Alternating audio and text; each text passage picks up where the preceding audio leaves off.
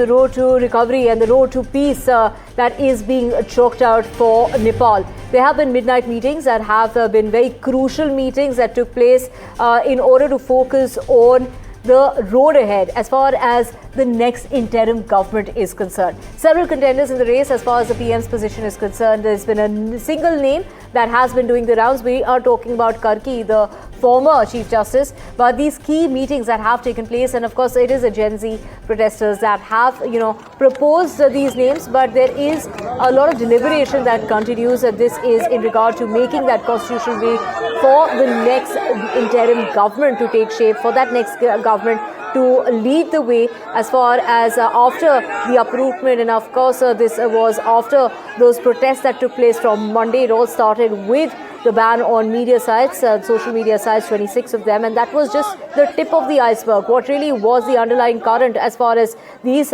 youth protesters are concerned was corruption, unemployment, and they had it with the ongoing government at the time, the current government at the time of Prime Minister Oli, who was made to step down. His, stepping down was caused after a lot of devastation and destruction that took place in Nepal. My colleague Sikta gets us details of this very crucial meeting that's taken place, and perhaps we will have an answer to that big question as to who will be the Prime Minister.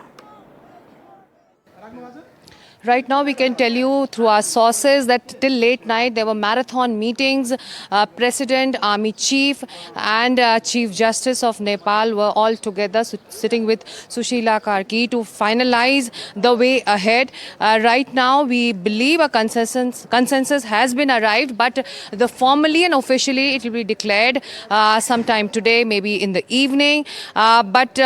There are certain constitutional restraints which need to be looked into before any name is finalized, and before even Sushila Karki's name is finalized. According to the Constitution of Nepal, no former Chief Justice or judge can hold any political position. So, to counter that, if a consensus is arrived for Sushila Karki's name, President has to then apply the doctrine of necessity in the Constitution, which authorizes him to declare null and void that article which stops the jurist or the Chief Justice to hold a political position, and that's when her name can be finalized and the consensus can be arrived at that. But we also have to see the general consensus of the protesters, the Gen Z, who were not agreeing to the name of Karki. So we have to still wait and watch how this consensus will be built.